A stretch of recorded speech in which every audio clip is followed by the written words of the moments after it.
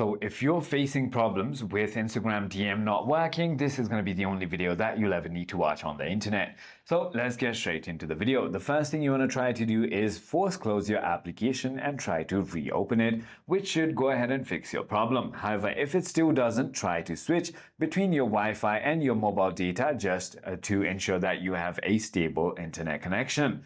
You can also try to turn your phone or tablet off and then turn it on.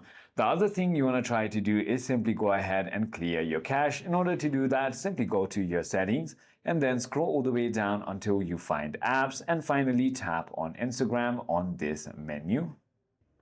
Once you've done that, you want to simply scroll down and tap on storage and tap on clear cache.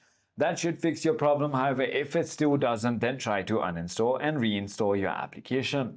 I hope this video clarified everything for you. If you have further more queries, feel free to comment down below and I'll see you on the next one.